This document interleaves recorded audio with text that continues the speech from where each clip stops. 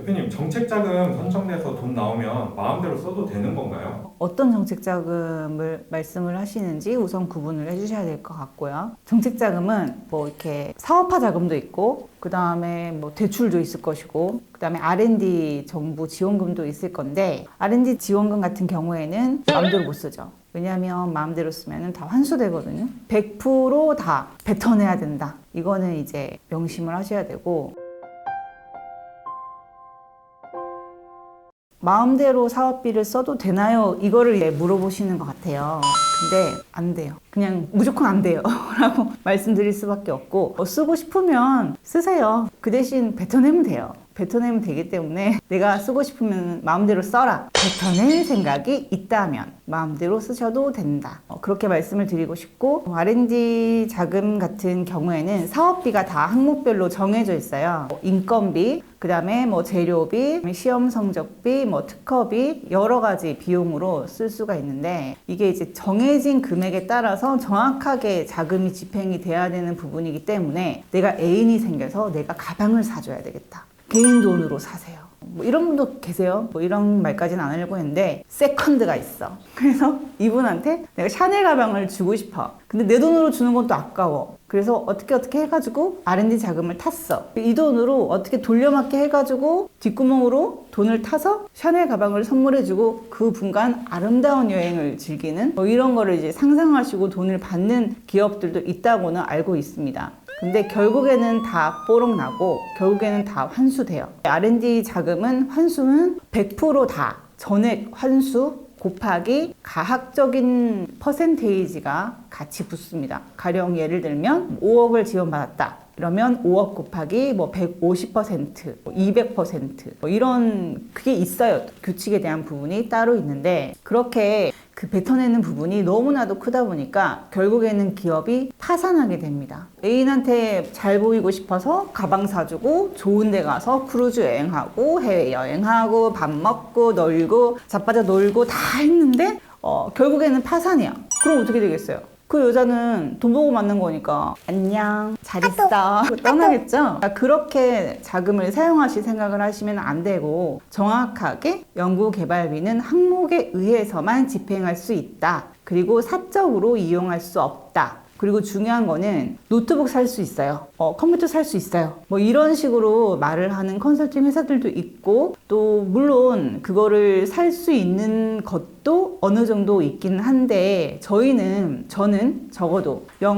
연구비에 노트북이나 컴퓨터는 살 수 없다 라고 말씀을 드려요. 왜냐면 이 연구개발 자금 같은 경우에는 혈세로 주는 순수 정부 지원금이에요. 그래서 이거는 사적으로 이용할 수 없는 게 첫 번째 경우이고, 그 첫 번째 경우를 방금 제가 예시를 들어드린 거고, 두 번째는 이 노트북이라든지 컴퓨터라든지 이런 거는 회사의 자산으로 남게 되잖아요. 근데 이 개발비는 회사의 자산으로 남겨두는 거를 원치 않아요. 그 취지 자체가. 그래서 법용성이 있는 거에 대해서는 사업비를 인정해주지 않는다 라고 생각을 하시면 되고, 사업비에 이 법용성이 되는 컴퓨터, 노트북, 그 다음에 내가 이걸 개발하기 위해서는 무조건 이 기계가 필요해, 이걸 테스트하기 위해서는 무조건 이 기계를 내가 사야 해 라고 한다면 임대를 하라고 합니다. 임대 목록에 대한 리스트, 임대를 해준 업체, 그 기업들의 리스트도 정해줘요, 정부에서. 그럼 거기에서 몇 개월 임대하고 쓰고 나서 반납해야 돼요. 내 건 없어요. 순수하게 내 거는 개발비로 연구한 연구개발의 성과물이 내 기업의 그 연구개발에 대한 제품이 될 것이고 프로그램이 될 것이고요. 거기에 필요한 자재에 대한 비용, 제품이라고 치면은 고무, 볼트, 너트 이런 걸 사야 되는 그런 비용을 써도 돼요. 근데 그거 이외에 법용으로 기업에 남을 수 있는 그런 기계라든지 자산이 될 만한 그런 물건들, 그런 거는 사업비로 사용할 수 없다. 그럼에도 불구하고 좀 난 이거 무조건 사야 된다, 이런 기업도 있어요. 나 노트북 무조건 사야 되겠어. 컴퓨터 내 돈으로 안 사고 사업비로 무조건 사고 싶어. 이런 기업들 있거든요.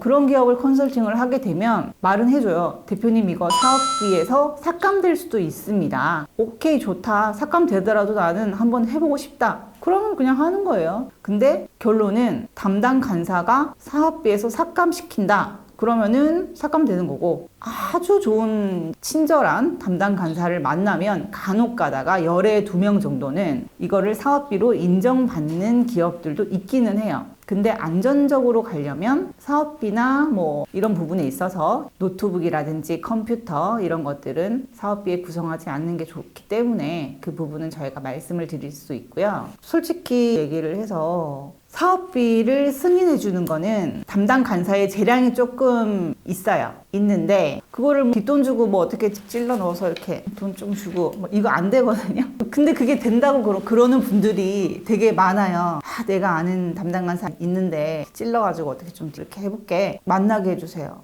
만나고 싶습니다. 그런 사람이 있다는 것 자체가 문제가 되는 거고, 그런 분이 있다고 한다면 솔직히 그냥 활용을 한번 해보시고 결과물을 저한테 오히려 좀 보여주세요. 정말 그런 게 지금도 이루어지고 있는지, 이 대한민국 하늘 아래에서 그런 게 있는지 궁금하고, 그런 말을 하는 사람이 있다는 것 자체도 좀 문제가 되지 않나 싶습니다.